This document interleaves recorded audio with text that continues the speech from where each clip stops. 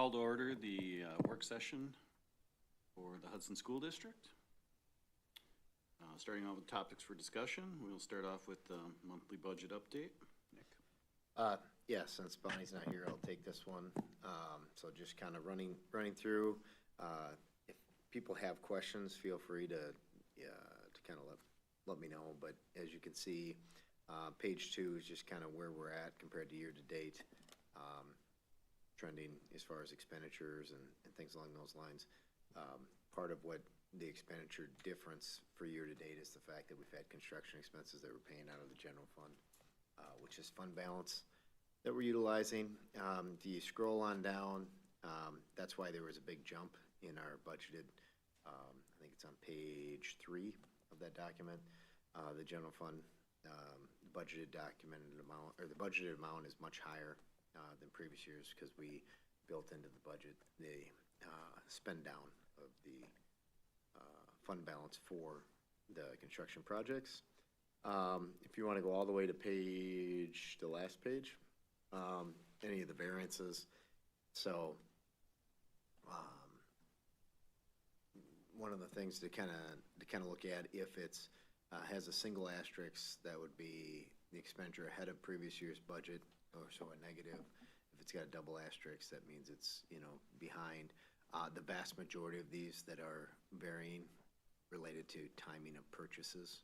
As you look at that, also based on the feedback from the board, Bonnie said that she split out personnel services and construction services. So these are two different funds, two different line items within the general fund that we utilize to make payments on the construction projects that we're using fund balance on. So, but the vast majority of these things are going to be timing issues. But right now, the budget's in a good spot. Don't see anything that's concerning at this point. Any questions? No questions? Okay, going on to B, which is a resolution authorizing the issuance and sale of not to exceed $51 million general obligation refunding bonds. Yes, so this was what Brian Brewer was here talking about at the last meeting. So this is to refinance. I just want to make sure everybody understood. This is about refinancing some bonds. It is not about taking out new bonds or anything like that, new additional debt. So essentially the resolution, what it is it'd be a resolution setting the parameters to allow the board president and the board vice president the board clerk to be able to sign whenever the market hits a certain point, within the parameters that are outlined in this document, to refinance our $51 million worth of our bonds, or not to exceed $51 million. So, so what we would need is a motion to authorize both the board president and the board clerk to sign those based on the parameters laid out in the agenda. I did have a citizen reach out and ask if we had done things similar with the or have done or continue to do things with the high school referendum dollars, or could you comment on that? Yep. So so the high school, this is primarily the high school dollars. So the first 10 years of bonds, so we have 20 years where we borrow money for 20 years on the different projects. The first 10 years are usually not callable, and so that means basically we pay them as they go. And then in the second set of 10 years, then they're callable, and basically because those are bonds that are outstanding for year 11 through year 20, the interest rate's a little bit higher. It's spelled out in here. By refinancing them, we'd be refinancing them with bonds that are due between years 1 and 10 with a lower interest rate, and then essentially saving taxpayers' money. I think the original prediction or calculations that Brian had come up with through Baird was going to save somewhere between $2 and $3 million in interest. That is just money we're not taxing for, so it's not a savings to the general fund. It is just reducing the amount of money we have to collect to pay back interest on the bonds. I believe on page 7 you can kind of see what the general obligation bonds would be and what they'd be set up for, the different issuances. So as I talked to the board last time and Brian tried to explain, we don't take out money like a mortgage. We take out bonds. They come due at different times. So we make balloon payments. Basically, we pay interest on a bond until the year it comes due, and then we pay the whole bond off in each of those years. And so you can see that's the outstanding debt that's sitting that we're talking about refinancing. Okay, no other questions? I'll accept a motion. What sort of motion are you looking for? What does it need to be? So it would just be, it'd be a motion to allow the board president and the board clerk to essentially execute the purchase of these refunding or these refinancing bonds based on the parameters that are laid out. Probably use that word in the top. So resolution authorizing the issuance and sale not to exceed the 51 million in general obligation refunding bonds. Mr. President, Yes, Brian? I'd like to make a motion to authorize the board president and board clerk to sign the resolution authorizing the issuance and sale of not to exceed 51 million general obligation refunding bonds. Second. Motion from Brian, second from Kate. All those in favor, say aye. Aye. All those opposed, say nay. Hearing none, that passes. Moving on to state report cards. This Every is time I call on Shannon, she says that's not me, or this is me. That's me. So, okay. I'm on it. All right, so our state report cards came in just under 2 weeks ago, after our last board meeting. And so I've just put together kind of an overview for you, a general overview. Kind of the what, why, and how of state report cards.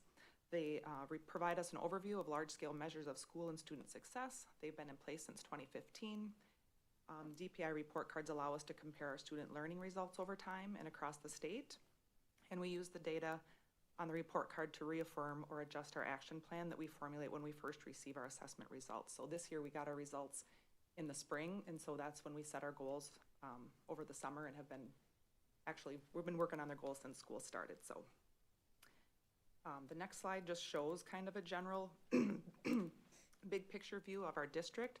So our overall score was 77, which exceeds expectations. You can see the priority area scores there, and then on the side I've linked all the report cards if you want to do a little more digging. The next slide shows, it's a little cheat sheet if you do a little bit more digging. This year the state updated the scoring formula, which kind of complicates things in certain areas for us to be able to compare year to year. So some of our areas were able to compare to last year. Others, like achievement, were not, just because they've changed the formula on us. So until we have 3 years of this data using those the same formulas, some things we can and can't compare. So if you dig in a little deeper, there's a cheat sheet for you.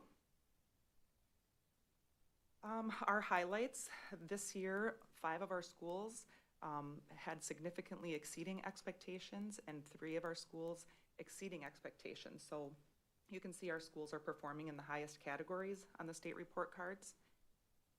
All schools grew in the area of closing gaps with our targeted groups. So last year's report cards, we ranked in the 32nd percentile statewide, and this year we were in the 51st percentile. So that really shows substantial growth in 1 year. And it also just kind of highlights that our supports and our interventions are having an impact on the students who need it most. Our achievement scores continue to be high. Overall, our percentile is the 89th, and showing ELA in the 90th percentile and math in the 89th.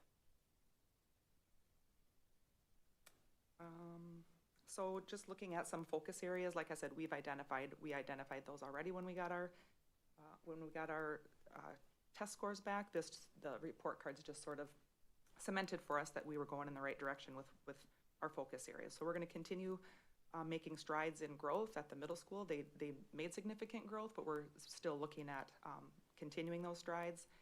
We are, identifying team and grade level gaps that we want to address, subgroup gaps, and then our continued focus on implementing programs as intended. So our next steps, just maintaining our focus on increasing the number of students who meet proficiency expectations, and then continued growth for all students. It leads to higher levels of achievement in any given year, and then our sustained growth over time leads to overall higher levels of proficiency. The next slide just kind of shows our program improvements and our new initiatives underway for this year. Currently implementing new Geometry and Algebra 2 resource. We're currently implementing new K2 ELA resource. As you remember, last year we implemented that grades 3 through 5. Implementing academic intervention processes and curriculum at the high school. Maintain focus in the second year with algebra, with our algebra math resource. Maintaining focus in the second year of ELA resource for grades 3 through 11, and then refining those personalized reading plans at the elementary level that we started with Act 20. Any questions? Mr. President? Okay. Well, I have two questions. One is, this always comes up when we do these test scores, is what is, because sometimes this is just an example, 60% of our kids are proficient in reading. So then people go, oh my gosh, 40% of kids can't read. So I think it's always good to revisit what that means when we do these scorecards. Right, and then, you know, what's important to note is the proficient score is different than our percentile. So if you look at like our ELA scores are the 90th percentile, that means that they're scoring higher than 90% of the students in the state. So those are pretty high percentiles. That's a good question when comparing. But Shannon, can you speak to, you know, there's a difference between a child not being proficient, but that doesn't necessarily mean that they don't know how to read, and it doesn't mean that they're illiterate or that 40% of our kids can't function. Right. Can you kind of talk through that a little bit? Maybe you can help me out on that. Yeah. For as far as the Yeah, and so I think, you know, this is the big one, you know, most people, the proficiency bar in Wisconsin is quite high. It's set by it was set by the legislature a while back.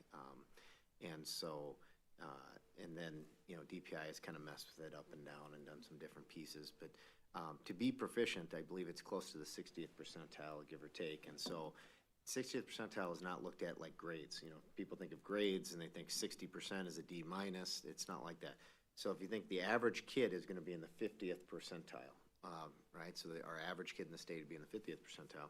So when they talk about proficiency being more in the 60th percentile, you're actually saying in order for a kid to be considered proficient, they actually have to be better at reading than the average kid. And so even some of the highest performing districts in the state, the Elm Brooks, the Whitefish Bays, you know, are in the upper 70s and low 80s, and we're working towards that as we're getting there. We are in the top 10% of highest performing districts in the state.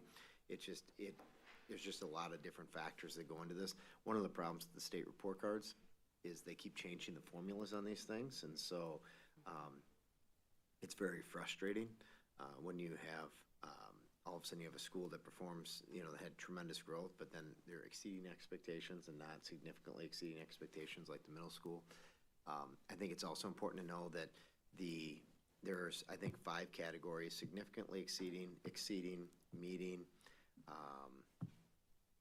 not meeting expectations, and then meets few expectations. And so we're in the second, as a district, second to the highest category, and 5 out of our 8 schools are in the highest category.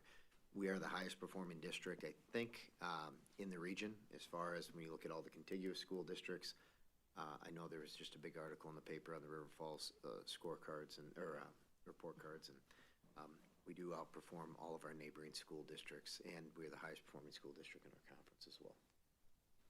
If you remember when we set our goals, around the 63% of our students being proficient or advanced, that would put us in the 93rd percentile.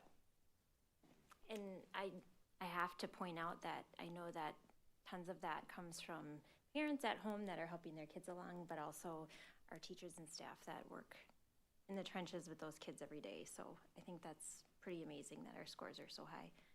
My second question was, if we're still doing the online tutoring program, I know we had a report about that, and I'm just kind of curious if we need to revisit how that's going or what teachers are thinking or survey students. So that was just a question. Yeah, we get reports on those, and the numbers continue to increase, our students using that tutor.com. Okay, great, thank you. Nick, when you say leader in the conference, you mean the Big River Sports Conference, or what? What are we? Yep, so we kind of look at things based on, districts, kind of by a CISA, by athletic conference. A lot of times people will compare school districts, or we tend to try to compare ourselves with other very high-performing districts in the state, and our goal is always to be in the top half of the 10 highest-performing districts in the state. And if we did that, we would be in the top 5% of all high-performing districts, and that's kind of continues to be our goal as we continue to push forward. So I don't know if you were able to, if we're the highest in the CISA. Well, I know for sure we're in the conference, but I don't know. I highlighted just the neighboring cities or neighboring towns and our Big Rivers Conference, and we were higher than all of those. So for those watching, that's Eau Claire, Chippewa Falls, Menominee. Okay. Rice Lake, Yep, and I River checked Falls, New Richmond. Yep, and I checked like St. Croix Central too, just some of the neighboring ones as well as our conference. And Okay, and can I ask, when you say implementing new geometry algebra to resource, you mean, is that curriculum is what? yeah, curriculum, middle school and high school. Is that a different curriculum that was put in place, or is this in addition to what was put in place, like, what, 2 years ago now? Or was it 3 years? This is the new textbooks, and so they kind of get rolled out over a series of years. So as the kids kind of work their way through, they're getting used to using that new resource as work out. So when we say resource, we mean, textbook. Okay. So. Because that's, again, the gains in middle school after years of concern, can't say enough how great we feel about that. And they put in a lot of specific kind of interventions, that where they're tracking kids that are falling behind. They're tracking kids and they're calling and they're meeting with them and calling home. So I think some of those action steps have proven successful too. Thank you. Mr. Erin? President. I'm just looking at the Hudson Virtual Charter School report card here, Shannon, and just for clarification, for anybody else who might look it up, the overall score says that it's not available. So I just wanted you to speak to that because showing the proficiency at 91.7% is very impressive, but I can guess why it's not on there, because there's students that only select one class to take and they're not full-time students in there, but just so you could speak on that, please. Right, and then some of those, like those priority areas, if they're smaller subgroups and they don't have enough in a subgroup, then they can't calculate it. You said the virtual charter was at what, Erin? Well, it doesn't show the overall score. I'm just looking at the one category that's listed on here. And I know the score, there was just the meeting the other night. It was very high. Yeah, because it doesn't have any scores. A lot of it is because it doesn't have enough subgroups in order to report out as you work through it, and it's not a full-time school. But yeah, it doesn't actually have an achievement score per se, or growth scores or any of those things. That's why it's an empty report card. But 91.7% of the kids in the charter school are, of the enrollment. It does show. They only look at full-time enrollment on that, and it showed 12 kids in the full-time enrollment. But so kids that are both in our charter school and our regular school would fall under the Hudson School District, or the Hudson High School report card and achievement points. Right. Any other questions? Okay, thank you, Shannon. Thank you. Moving on to selecting a deputy clerk. So, because you guys have the potential for a recall election coming up, and one of the people that is potentially going to be recalled is the current clerk, be advised that you guys nominate a deputy clerk for the purpose of handling the recall election should it happen, so there's no conflicts of interest. So this can be done if there's a motion and only one person approves, and then you can do it by essentially unanimous consent. If there's you can do it that way. If multiple people, you're going to nominate multiple people do it, then we have the ability to do secret ballot like we would for any other board position. So it would just be calling for nominations for the deputy clerk position. Okay, do I have a motion? Mr. President, Brian? I'd like to nominate Maria Rudy to serve as deputy clerk. Second. A Motion and second from Molly. Now do I ask for if there's any other people? Yes, I mean, first of all, you want to ask Maria if she's willing to accept the nomination, because wasn't that's really happened in the asking, past where all of a sudden somebody says, I don't want to do it, and then we end up having to revote. Maria, would you like to accept the nomination? I accept, thank you. Okay. Then, yes, you would call for Then, nominations 3 times. So Are there 2 any more other times. nominations for this position? Asking again, any other nominations? And for a third time, any other nominations? Looks like Maria has it. Well, now So, you would, close it and then take a vote. Okay, all those in favor of Maria for being a deputy clerk, please say aye. Aye. Aye. Those opposed? Hearing none, welcome to the clerk position, Maria, if necessary. You're responsible for any recall-related issues, and then if there's a recount on anything, Kate can give you some pointers on that. I sure can. So she had to have that fun this spring, so. Okay, next is district communications to families. Nick? Yeah, and I can have Tracy kind of chime in on this one too, is just, we had a question about our communication protocol when it comes to whether it be sharing information with families on a variety of different topics, whether it be emergency topics or informational topics or school safety related. I don't know, if Tracy, if you have any specifics you kind of want to talk through a little bit. I would just say we don't have a specific protocol. We respond to each incident as a unique incident. It's usually done in collaboration with the building administration and district administration. In some cases, that communication also includes our legal counsel, especially if we're concerned about FERPA or personnel issues. And then the other pieces that, we try to communicate as quickly as possible with the most accurate information that we have at that time. And then, there are some situations where it may include multiple communications. So I can think of in the past, we've had a bomb threat. We would communicate to families about the threat and then also follow up with a communication after we've done our we'll go through the building and then let families know what we found, if anything, and then also what we are doing the following day or following days of that incident. So it is all really dependent on the actual situation. And again, in collaboration with the building administration and district administration. Mr. President, Yes, Molly? I just have a quick question. I don't know if this is related to why this is on the agenda, but there have been, people who have maybe they have an elementary kid and something happens at the high school and they're like, why aren't we hearing about this? Can you kind of go through how you? Again, that's determined in collaboration with the building where the incident took place. It's good practice to always communicate to those impacted the most first. There may be situations that just are not relevant to all levels. So that is not a decision I make. That's a decision that is done in collaboration with administration. Thank you. Mr. President, I just want to say, I think the communication that comes out on this stuff has really been very transparent and very clear to families, so I really appreciate that. Thank you. Very good. If there's no other questions, moving on to school board policy review and updates with Andrea. Yes, and so last year we did the 100 series. This year we're doing the 200 series, and what I'm doing tonight is just sharing pretty much the as-is version of this 200 series, asking for feedback from the board if there's specific areas you want me to refine.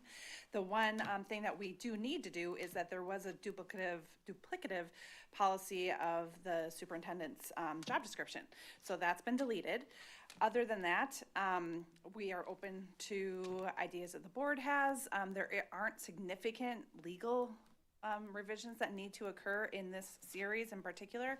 So wanted to throw it out to all of you for consideration, as well as the classroom teacher job description. As part of our current policies, the board would be approving any modifications to job descriptions that are DPI licensed positions. So certified positions, teacher positions, administration that requires a DPI license, all of that would be board approved. And the classroom teacher one that you see up here is one that we are just updating. Nothing earth shattering, but it hadn't been formally updated for quite some time. And so we wanted the format to be more reflective of modern day teaching in the classroom. And so we tried to make it both visually more appealing as well as substantively more accurate in terms of the job duties. So that's where we're at with the 200 series. Just for a reminder to the board, this is just your first look at these. This isn't even a first reading. So if there's anything specifically that the board says, hey, I have questions about policy 208 or 220 or whatever it may be, could you do some more research on this and bring it back, and we can work through those things before we bring it to a first reading. So then what'll happen is if the board's like, no, I think for the most part you've captured what we want, or we don't see any major changes, then what would happen is at the December 8th meeting, it would go to a first reading, and then at the January meeting, it would go to a second reading and then go into effect after 2 readings. But if people are like, hey, I want a little more time with this, we would just push it back and be first reading in January, second reading in February.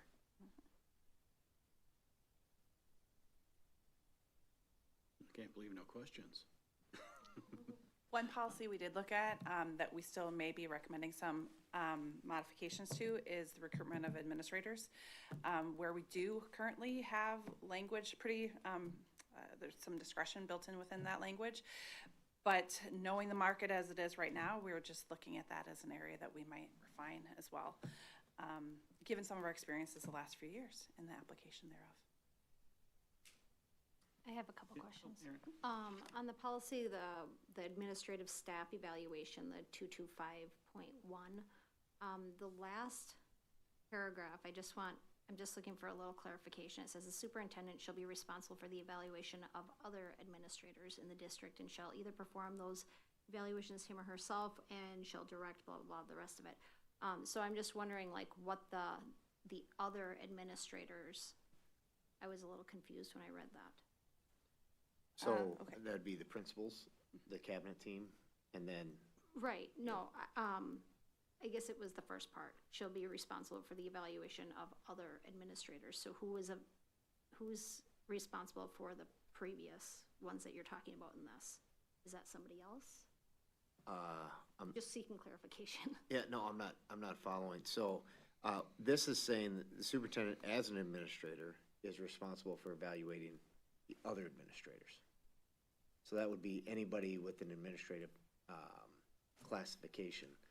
I would be responsible for that, and it can either be done through directly from me, or it can be delegated out. So for example, the building principals evaluate their assistant principals. I don't evaluate their assistant principals, type of thing.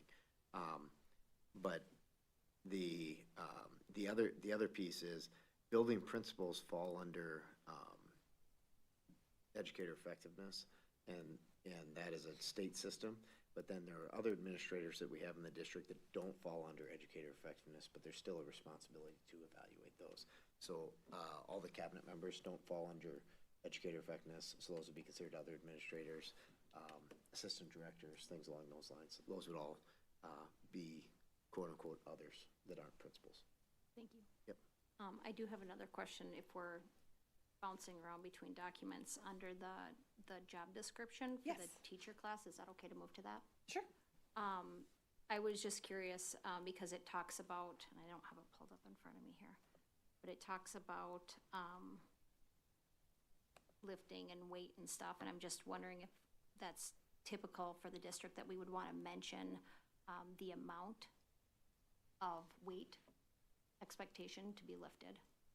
Just because, I mean, that's pretty standard with healthcare, custodial, facilities work, all sorts of Custodial other stuff. for sure is, but actually the trend in the labor employment world is to go away from specific amounts, because it really should be an individualized analysis as to what that specific job requires and does not require. If you have just one blanket statement, the reasonableness and applicability is questioned.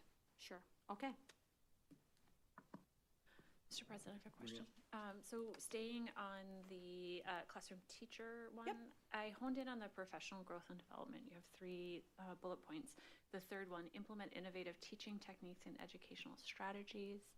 I wonder about that in relation to, number 1, staying current with best practices, who's assessing the innovation, and if the innovation is in support of best practices and effective teaching models. That's my only food for thought and consideration, and I'll let you guys make a decision and determination from there. For sure, and I think definitely we can have more conversation at cabinet about it. It was more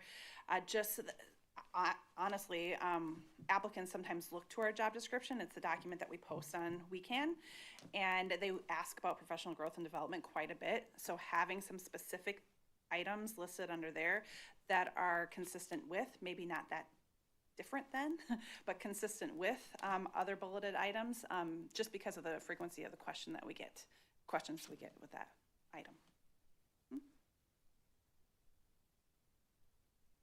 Mr. President? Yes, Kate. I have 2 questions. One is, under the administrators, where you're providing yearly reviews.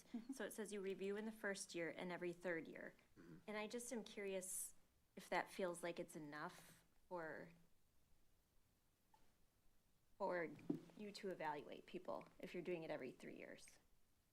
Yeah, so what happens is, it's just that part's the formal evaluation process, but we actually, I'm finishing up tomorrow with the last principal. We do quarterly meetings and go through their goals and go through all of those different components. So it doesn't wait every 3 years, it's just the formal educator effectiveness process. The state requires us to do a formal document every 3 years. And so they do informals in year 1 and 2, and then formal in year 3. Got it. Yep. And then, are those documented? Yes. Okay. So the ones that you're just doing quarterly or yearly? Yep. Okay. Yep, so the perfect. informals are documented through the educator effectiveness Okay. pieces. Yep. And then my second question was page 2, number 3, where it talks about if you were looking for a new superintendent. So it talks about looking at past processes when you're going through the general process. And I have not been here when we've been looking for a superintendent, so I'm curious if we're keeping past processes so that a board who maybe wasn't here would have that to look at. Go ahead. We last time hired out a company, we followed their guidance when it came to my assumption. Turned it off instead of on. My assumption is that we would probably defer, consistent with this policy, would defer to any kind of organization that assists us with that process as well. But I believe, having been here for that time period, that we did comply with this language. But then it's really the outside organization coming in and bringing us their specific outline. Got it, thank you. All right, if there are no other questions, moving on to board discussion about misinformation regarding school closures. Yes, so there's been some questions and some things online, some things in the paper that we wanted to make sure we get clarification on. And so we had Tracy put together this kind of facts about the Hudson School District's budget challenges and elementary school consolidation. And so we wanted to have a spot where people could go if they hear a statement or what that looks like. And so it's also on our website as well, and we're going to continue to add to it. But what I'm just was planning on doing was to go through this document, and then if board members have questions at any point, stop me on this, and then any additional conversation the board wants to have to address. But one of the things that we hear from people is the decision's moving too fast, and there's been limited dialogue in the community. And so what we did is we went through there that we've been discussing this actually for over 3 years, but in the last 3 years, you can start to see a list of all the different community engagement events that we've had dating back to 2022, and some of the different opportunities we've had for people to provide feedback as we've gone through that. In addition, we also put in here newsletter articles and also articles that were in the newspaper talking about the different, if you keep scrolling down, Tim, if you keep going down again, you can start to see, you know, there were articles written in the Star Observer back in 21 and 22 and 23, where we were talking about these things. And so, and also looking for ways to get feedback from folks.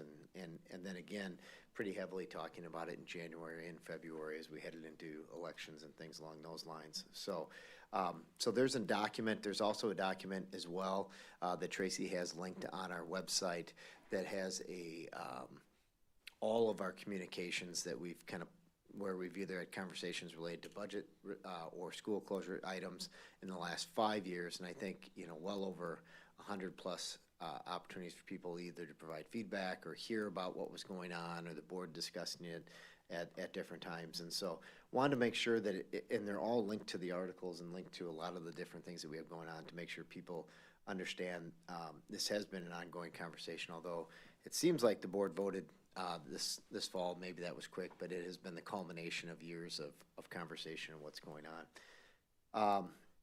You know, misleading statement out there, the board has withheld information. How is it possible to make a decision when there's so many unknowns, such as new attendance boundaries, bus routes, staffing, and more?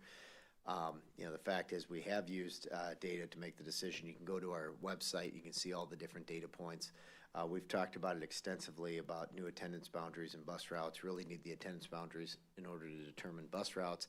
In order to determine attendance boundaries, we need to know how many schools that we're going to operate. And so as all those things kind of work their way through, and we've talked about during our transition planning, you know, we have made data-driven decisions. Now, some people may not like the data, they may not agree with it, but they have been data-driven decisions as we work through this, these different points. And again, you can review all the different documents. They're still on our website related to the school closures and what that looks like.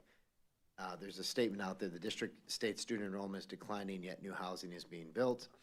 You know, the fact is, the last demographic study, which was shared with the community and was done in May of 22 by Applied Population UW-Madison, projected data from the study extended to 2031, 32. So I mean, it was a study that was designed to be used for 10 years. It is 3 years old. We are in the process of finalizing the most updated enrollment study by MGT, and that information will be presented to the board on December 8th. However, it was important to note, and I think I talked about it at a September meeting, or I think it was the September meeting where I talked about, and there were several slides that showed their enrollment projections, and some slides that I talked about, we weren't even hitting their most conservative enrollment projections as we were working through there, and yet they did take into account new housing as we work through that stuff. And what'll be interesting to see, and MGT has kind of let us know with this, part of what they're going to be presenting is the yield rates on new housing as well on December 8th. So you'll be able to see exactly about how many elementary age, middle school age, and high school age kids we get from new housing on average. So you can start to look and see where, you know, when somebody says there's going to be 20 houses or 30 houses, how many new students that those houses would have. I wouldn't say additional students, because we also have subdivisions or areas that are older that maybe not have as many students. And so it's not a net number. It's just a number that we would expect out of new subdivisions, but not necessarily adding to our student population. They're going to go through all of those different components when they go through their enrollment study. And I think we shared a little bit of a preview that the enrollment study, when they gave us the preview, it's not showing as if we're rebounding over the next 10 years. We still won't hit equilibrium for the next 3 to 5 years in our elementaries, and middle school probably 4 to 6 years, and then at the high school probably 6 to 10 years is when we'll finally hit the equilibrium. Mr. President. Yeah, go ahead. Brian. Nick, do you mind, what do you mean by the term equilibrium? Well, the equilibrium is where we kind of are, right now, for example, we graduated a little over 460 students this spring. We brought in a kindergarten class of 308. So what ends up happening is, you know, you're going to have a built-in downturn in the numbers until the classes that are in the high school are very similar to the class sizes that are in the elementary. And so in a district that is growing a lot, you would typically see the inverse. You would see smaller classes at the high school level, and you'd see larger classes at the elementary level. Even at the elementary level, what you're seeing is, you know, our first grade class, I believe, is somewhere Right now, we're serving about 295 students. Our kindergarten class is 307, 308. Second grade is 326, third grade is 323, fourth grade is 334, and fifth grade is 352. So what's gonna happen is if they believe that, you know, our average grade size, class size across the district is probably gonna be somewhere between 290 and 320 students a grade. Some of these bigger grades that are gonna come out of the elementary, work their way out over the next 3 or 4 years, we're gonna see our elementary enrollment kind of start to, instead of constantly declining, it's just gonna kind of be more even and be more constant. So we'll hit that kind of new equilibrium point as we work through that. And they're gonna go through extensively how they got to those different points, and also taking into account all the new subdivisions and things like that, and potential subdivisions and what that looks like. So equilibrium is kind of like the bottom end where things level off or don't continue to Correct. go down. Yeah. And then start inching hopefully up. And the public comment, or public concerns too, is like, well, you're not taking into consideration the kids from St. Pat's and Trinity coming into the high school. That's why the high school is always gonna be more than what you see in the elementary. And yeah, but we pretty much know what we're gonna get from Trinity and St. Yep. Pat's, so that works into that equation. Yep.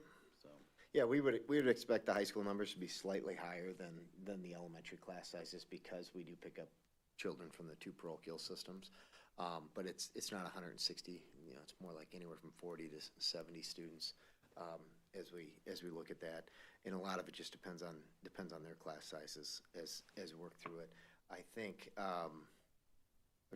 we were just looking at it's hard to know because between 8 grades, Trinity and St. Pat's in 2025 had 430 students. So if you divide that over, actually technically 9 grades, because that's kindergarten through 8th grade. So, you know, you're talking roughly about 50 kids per grade between the two is what it is. And it could be more, could be less, depending on the grade. So we take those into consideration. We would expect the high school to be slightly larger. Now, there has been talk about a parochial or a Lutheran high school, and there's been talk about a Lutheran or a Catholic high school. So they can also look at that as well and put in some of those projections. Sorry, just so I have it straight. So this year's 5th grade is roughly 356 kids. 352, I think, right now. 352. Yep. And so if next year's kindergarten is roughly around this year's, so around 300, right? And we kind of think that from our 4K numbers right now. We think more than likely our next year's kindergarten is going to be somewhere between 280 and 300, because our 4K numbers last year were in the 340s, I think, and it yielded about 308 kindergartners. Because you got to remember, there's some of those 4K kids are open enrolled in, and they go back to their home school for kindergarten. So I would anticipate that, you know, our current 4K numbers are 306. So more than likely, we could have a kindergarten class between 280 and 300. So just that 5th grade leaving this Yep. year being replaced by a kindergarten. Yep. That's 50 to 70 kids smaller. Yep. Our elementary enrollment will be 50 to 70 kids less. That's what we would anticipate, is that we will be below 1,900 students next year at the elementary.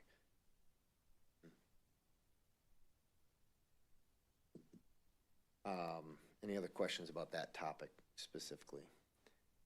We did also put on here, we have misleading statements, and then we also put certain things that are just factually not true. They're just false.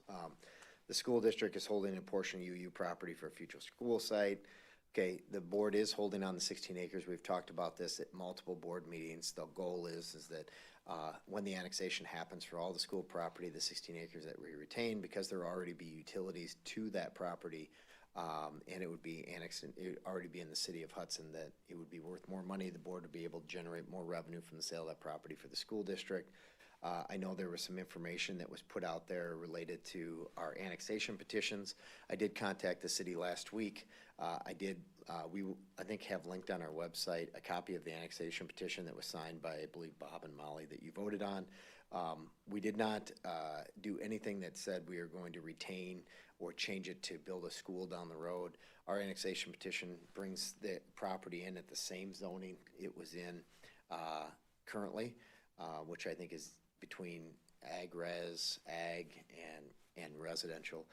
The process for rezoning, once it's in the city, that happens after it's in the city, and that's a rezoning process. So the city doesn't change the zoning when they annex property, and it comes in at the exact same zoning requirements that it was in the township. The document that people seem to be referencing online is not a document that we've ever seen or that we've had. That was something that the city filled out when they did their Department of Administrative Services. We did not ask them to retain any of the property for public use or anything along those lines. There is not an intent to hold on to the property and build another elementary or anything like that. I know that's what's been going on out there. The intent of the property is to sell it when it is annexed in and has utilities close by for a higher dollar amount. So I think some of the confusion too might be that, you know, in the history of that property, it was, you know, slated for potential new school. I mean, that's why they bought it. Yep. You know, Yep. 50, 60 years ago, whenever it was. Absolutely. So, again, you know, just to put that at ease, this board has had absolutely zero discussions about the potential future use of that property for school. It is not the intent. Also, it is within a mile of another elementary school. So Yeah, I'm not sure if it's quite a mile, but I'm it's saying it is, and I don't know. Yeah, but no, then there's again- been no talk about building another elementary school there. And so, but and we've been very public about the intent to sell it at a higher rate, once it is annexed in.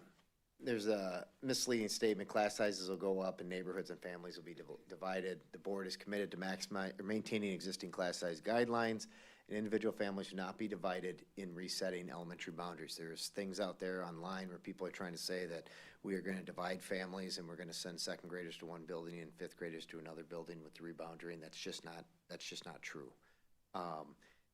The way it works, when you go through a reboundary process, you try to keep neighborhoods together, so neighborhood go to the same schools. So if somebody had a first grader next year and a fifth grader next year, they would be going to school in the same school based on the boundaries. We wouldn't have two different sets of boundaries for the different kids in their building, or in their house. As far as the class sizes being increased, the class size guidelines would remain the same, 18 to 22 in grades K2, and 22 to 27 in grades 3 through 5. Now, one could argue that if they're used to having 13 or 14 students in a class and now they have 19 students in a class, that yes, technically, maybe what they're used to has gone up. However, the guidelines in which we do that have not changed. Also, one could also argue that if you're used to having 26 or 27 students in your class and now they're down to 24 or 25, that the class sizes actually went down. When we built the models of about how many sections we would need, we built it around an average class size of 20 in K2 and an average class size of 25 in grades 3 through 5.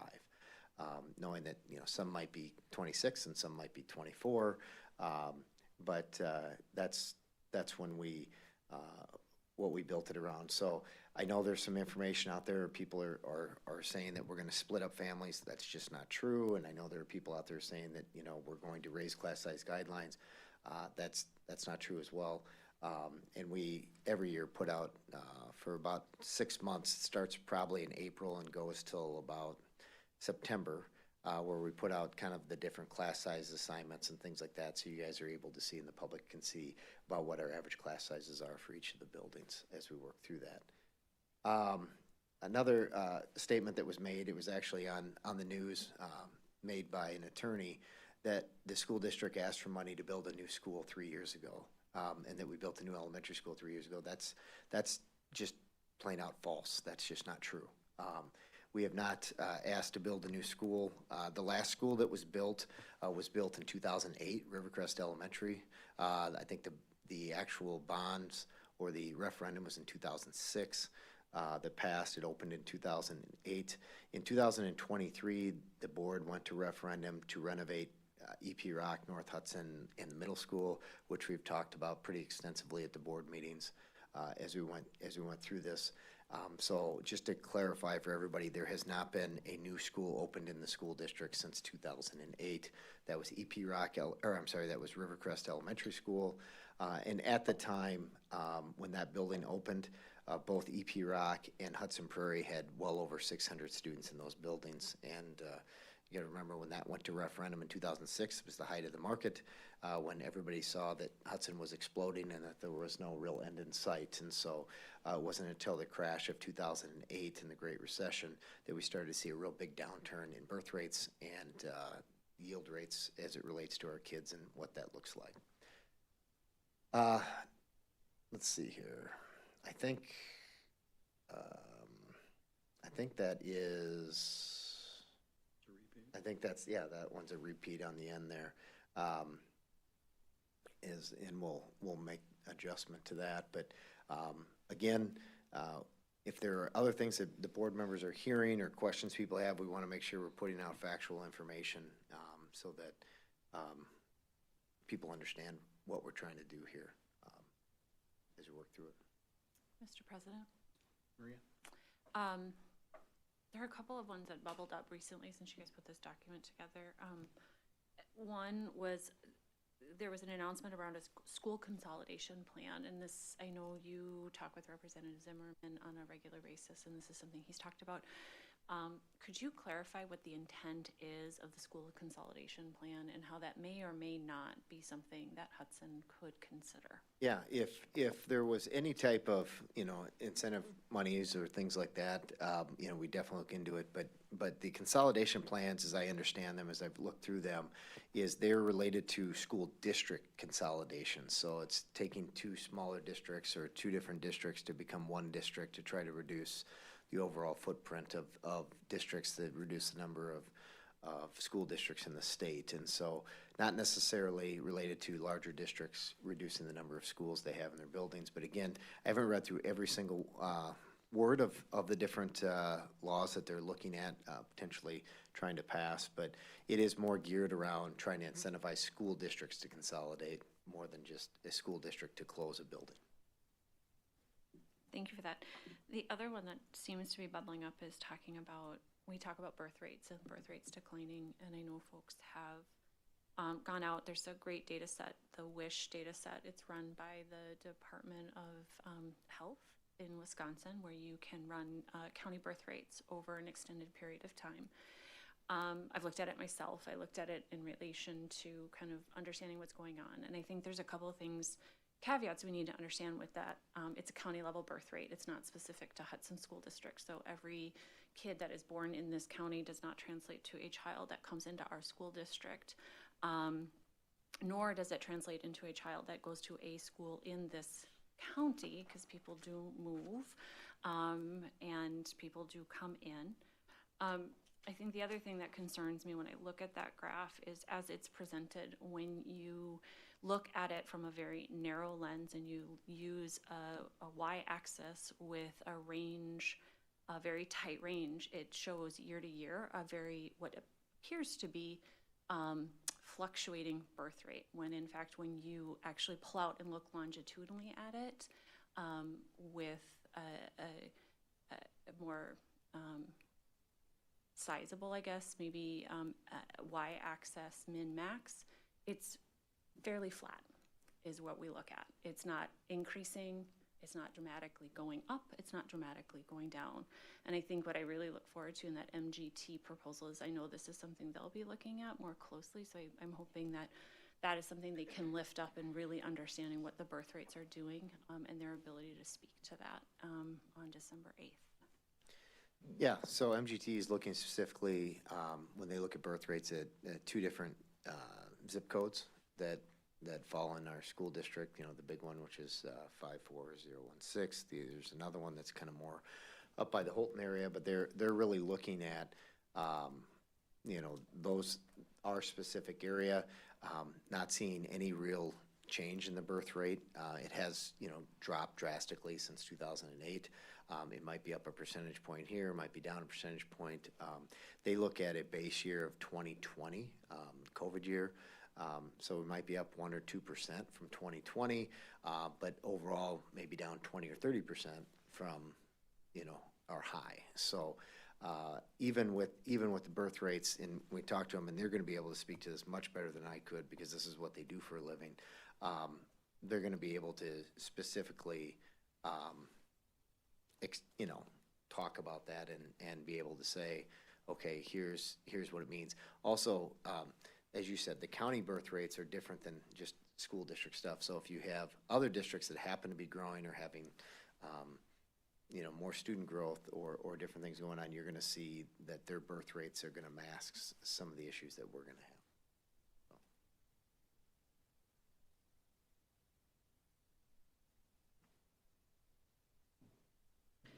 Any Mr. other President, questions for people? I just one other last comment or thought, I actually might suggest moving the neighborhoods and families divided up to a false statement. I think that's something we know is not true. It did not happen with the last reboundary. I can speak to that from personal experience. It was a North Star and something that the district and the reboundary process held to very closely.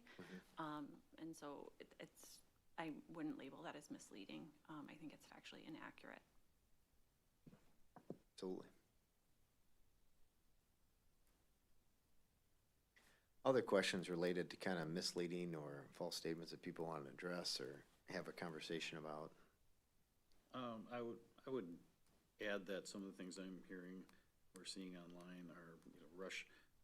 You're making this rush to move forward without the right data or the up-to-date data, or you should be using, a new demographic study, busing, rebounding should all be done before you even took a vote.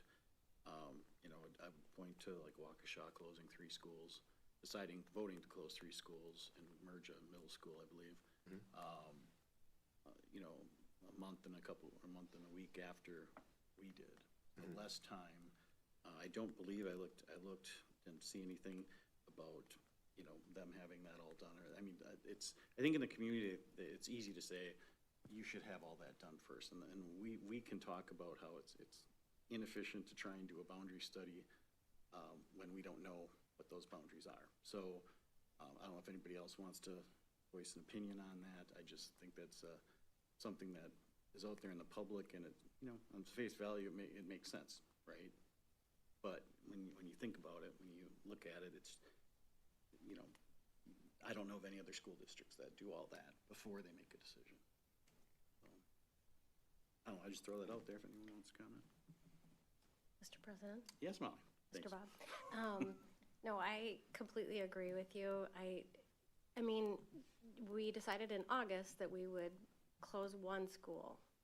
We didn't know which until we went into the meeting and went through the process and did all the things at the October 13th meeting. So it does feel a little bit like that's not a simple thing to go ahead and do another demographic study and do a reboundary. It's not the easiest thing to do. And it's just like, we have no idea how this is gonna go before we go to the meeting at all. We don't know what people are gonna vote. So I just think it needed to wait until after it was done. And I just to echo a little bit of what Maria has said about birth rates, it's just every day I look at something, or I listen to a podcast today about, deaths are larger, or we are outpacing, deaths are outpacing births in our country. And in 10 years, I've said this before, in 10 years without in-migration, our population will start to decline. And we aren't seeing it.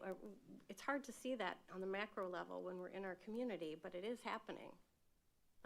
And one of the things that I was listening to is from millennial women on, is there are so many choices to delay childbirth and to use contraception and things like that. No, not casting shade on anybody for their choices, but people have more choices. More women are single.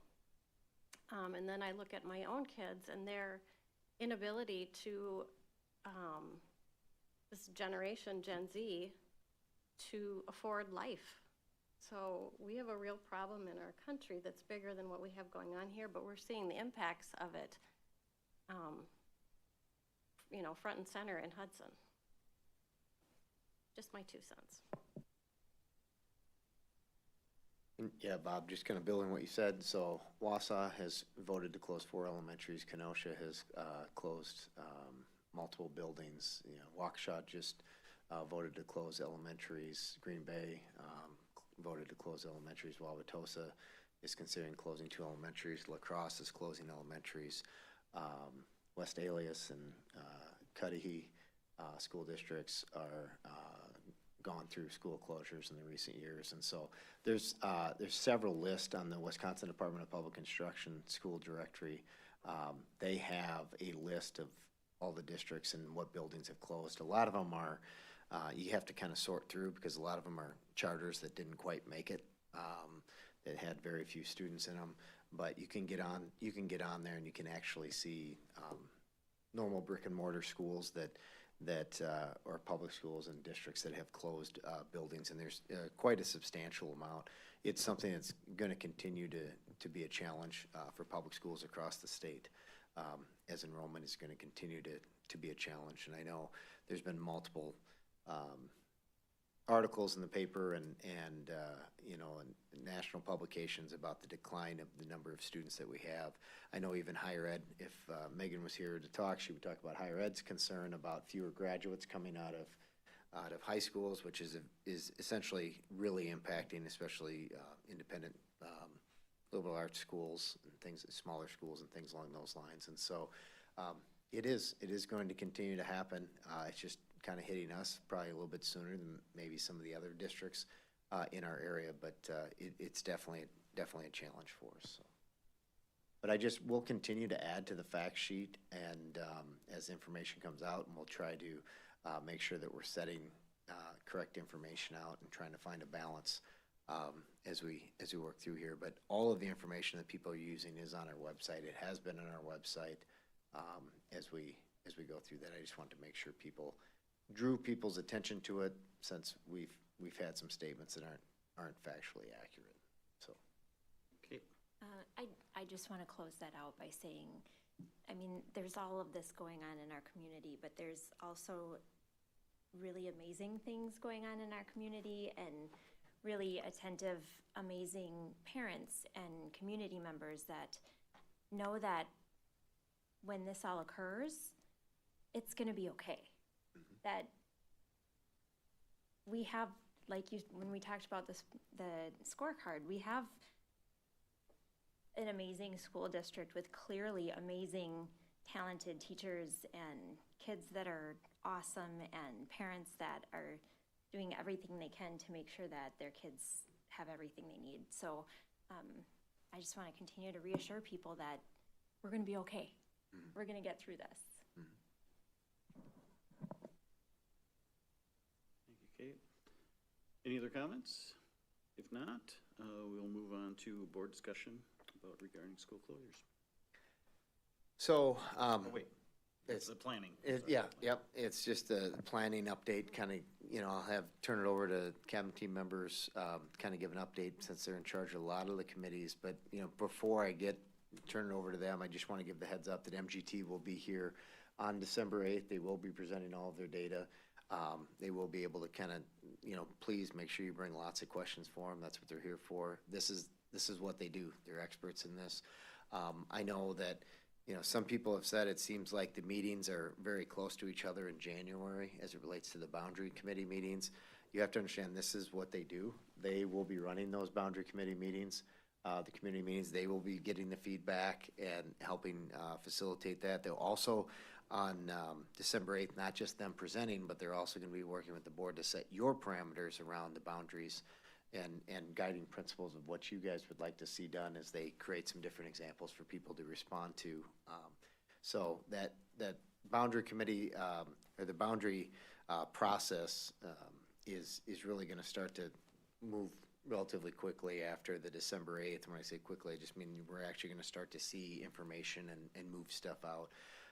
But they can make adjustments to the boundaries in real time. I mean, that's one of the things that's unique about their software is, as they've broken our district into 250 different planning zones, they're able to move and highlight different zones and move them in different boundaries and automatically start to see how many kids are in that building, but not just how many kids, how many first graders, second graders, third graders, fourth graders. Because sometimes people think you can easily draw a boundary one way or another. Well, what can happen is you could end up with 88 third graders and only 22 kindergartners, and that doesn't work very well for us. And so, that's why, when people put what they think the new boundaries are gonna be online, it's hard to do that without knowing where kids live. Now, there are some natural things in our district that are immovable, right? We have a big state park, we have a big lake/river. That's gonna create some natural movement as far as the boundaries and things like that. So there's only so much adjusting you can do, but there will be kind of moves and tweaks as we go through this and, as we get through that process. So I don't know if Andrea or Shannon or Terry want to speak to the staffing side of things. Sure, yeah, we've already had the second round of meetings last week, and we were able to develop a draft survey for our staff, both for the certified staff survey as well as the support staff survey, and we had consensus amongst all the team members to move forward with the questions that we've drafted. So we're going to be finalizing that this next week and sending that out as planned on December 1st, and that'll be open for a week until December 8th, and then we'll start the process from there. We will be strongly encouraging participants or people to respond to the survey. We did go out to building forums and go through all this as well. So really trying to make sure that we're honoring our guiding principles as we're beginning this work. I can do a quick update in student and family. We are meeting tomorrow. We have an early release, so we will be meeting with a small group of teachers to talk about transitions, specifically for students with disabilities. So that will take place tomorrow after students are out of the building. We'll come up with some ideas, proposals, bring it to a larger group, including admin, and then next step for families.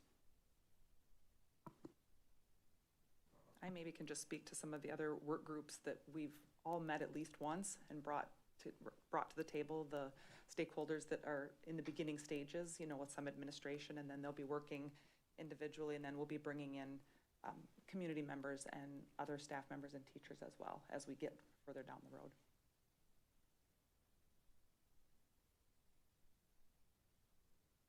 Okay, any questions?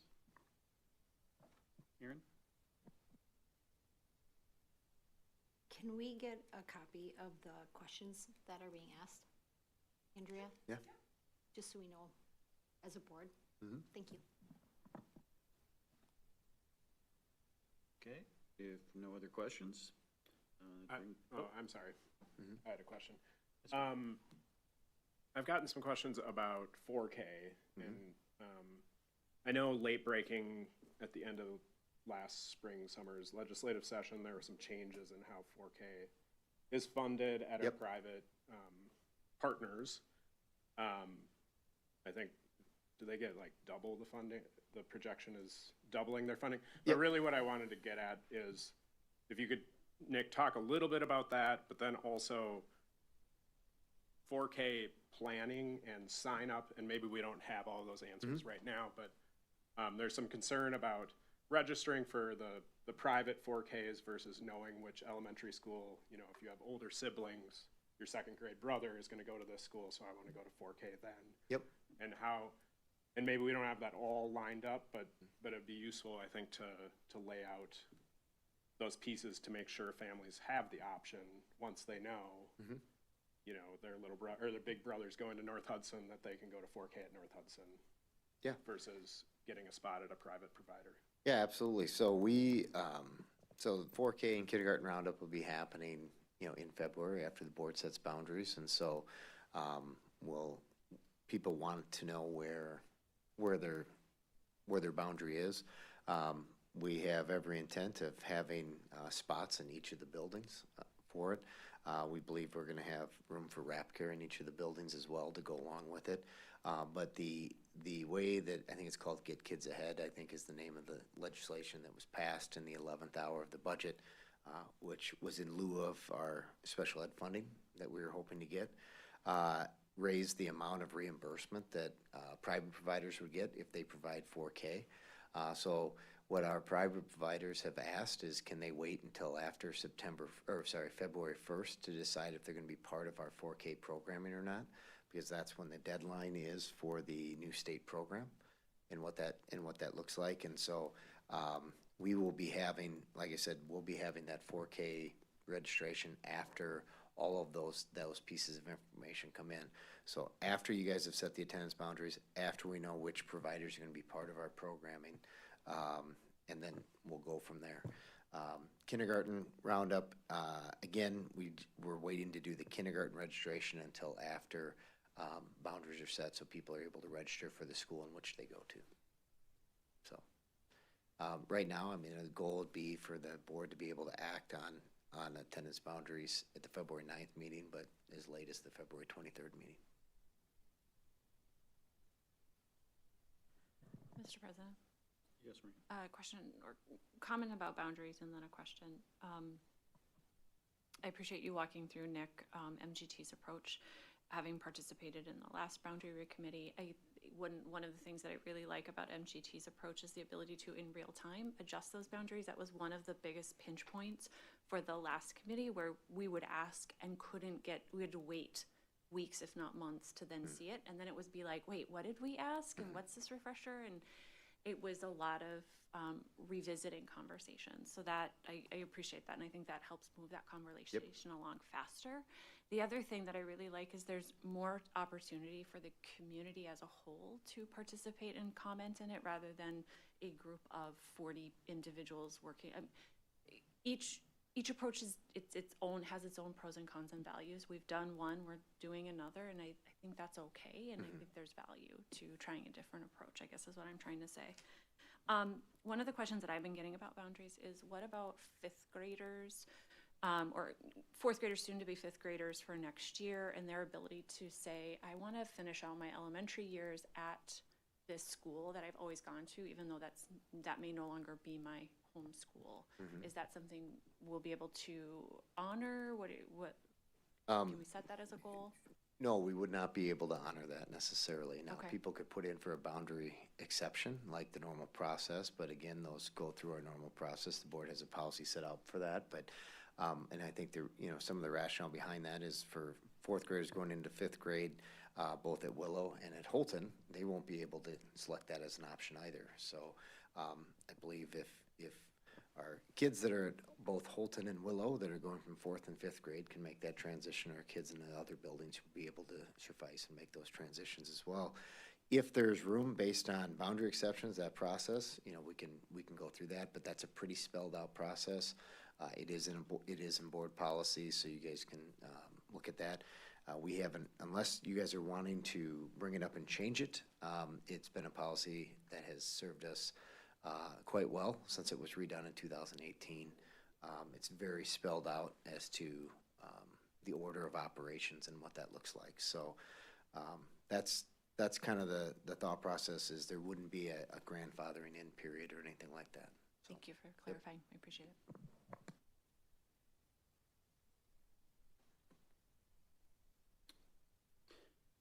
If no one else has anything to add or question, that would bring us to the end of our agenda, so I would accept the motion to adjourn.